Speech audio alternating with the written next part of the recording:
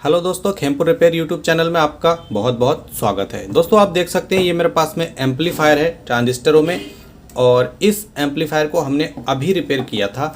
लेकिन दोस्तों इस एम्पलीफायर में जो है मैंने आपको चेक करके दिखाया था पिछले वीडियो में। तो इसमें ये वॉल्यूम है, यहाँ पर आप देख सकते हैं ट्रेवल्स है, बेस है और यहाँ पर बैलेंस है। यहाँ पर जो है ना ये बैलेंस है।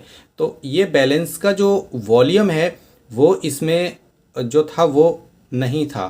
अभी ये कैसा था अंदर से वो भी मैं आपको दिखा देता हूँ। देखिए ये कुछ इस तरह का ऐसा था, ठीक है। तो ऐसा आपके साथ भी हो सकता है कि आपके जो एम्पलीफायर हो किसी भी तरह का 62-83 में हो, 44-40 में या कोई सा भी हो, तो उसमें हो सकता है कि आपका कभी वॉल्यूम अचानक से टूट जाए और या फिर टूट करके खुलकर गुम जाए। तो आपको कैसे पता चलेगा कि उसका नंबर क्या है।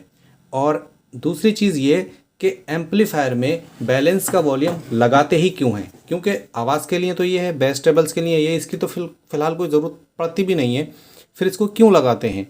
तो आज ये मैं पूरी जानकारी दूंगा, इसलिए वीडियो पर आप बने रहें। और दोस्तों अगर आपको बैलेंस के बारे में जानकारी है, आपको पता है कि बैलेंस एम्पलीफायर में क्यों लगाया जाता है, इसकी क्या ज़रूरत होती है, तब भी आप इस वीडियो को देखें, क्योंकि आपको इसमें बहुत कुछ ऐसी जानकारी पता चलेगी जो शायद आपको पता नहीं होगी। तो चलिए दोस्तों वीडियो को शुरू करते हैं।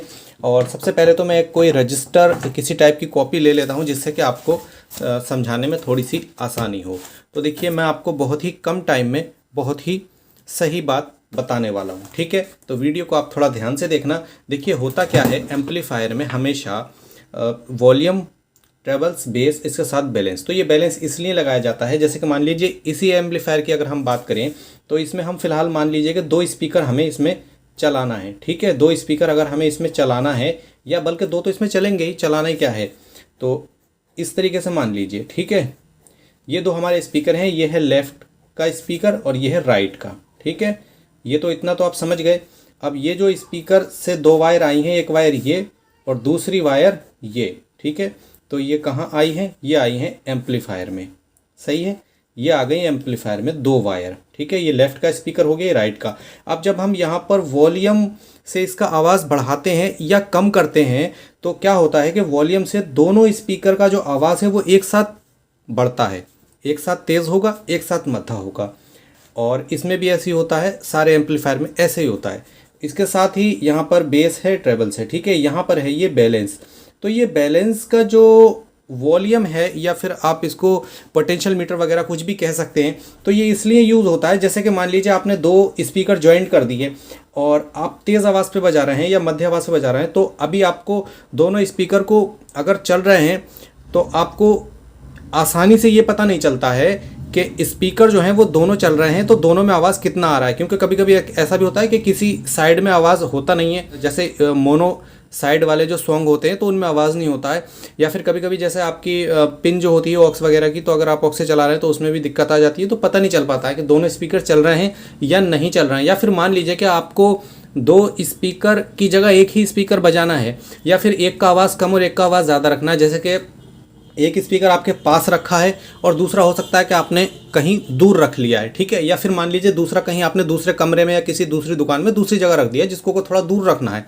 और अगर उसको आपका आवाज़, मान लीजिए इसका आवाज़ आपको तेज़ करना है और इसका कम करना है, तो ये बैलेंस वाला वॉल्यूम जो है ये क्या करता है कि यहाँ पर ये आता है, इसकी वायर जो होती है वो यहाँ डायरेक्ट वॉल्यूम पे होती है, ठीक है। तो यहाँ से आप किसी भी स्पीकर के आवाज़ को कम या ज़्यादा कर सकते हैं। अगर आपको मान लीजिए लेफ्ट का आवाज़ ज़्यादा करना है, राइट का कम करना है, तो वो आप इससे कर सकते हैं। और अगर आप इसका ज़्यादा करना चाहते हैं, इसका कम, तो वो भी आप इससे कर सकते हैं। यानी कि बहुत ही ईजी तरीके से आप इस वॉल्यूम से दोनों स्पीकर के आवाज़ को कंट्रोल कर सकते हैं, आप कम ज़्यादा कर सकते हैं। और अगर आप चाहें तो एक स्पीकर का, किसी का भी एक का आप आवाज़ फुल भी बंद कर सकते हैं। आप चाहें तो इसका फुल बंद कर दें, इसको बजाते रहें, या इसका फुल बंद करते हैं, इसको बजाते रहें। यानी कि आवाज़ कंट्रोल ये करता है। बाकी तेज़ मध्य आप इससे कर सकते हैं। तो बेसिकली बैलेंस का जो वॉल्यूम होता है वो सिर्फ इसीलिए होता है। अब हम बात करते हैं कि अगर ये आपके एम्पलीफायर में नहीं है या गुम जाता है तो आपको उसका नंबर कैसे पता चलेगा। तो ज़्यादातर जो बैलेंस के लिए यूज़ होता है वो कुछ इस तरह का होता है। देखिए अभी ये मेरे पास में हाल फिलहाल में कोई नया था नहीं, तो मैं आपको दिखा रहा हूँ। ये है 47K, ठीक है। तो इस तरह के वॉल्यूम को लगाया जाता है।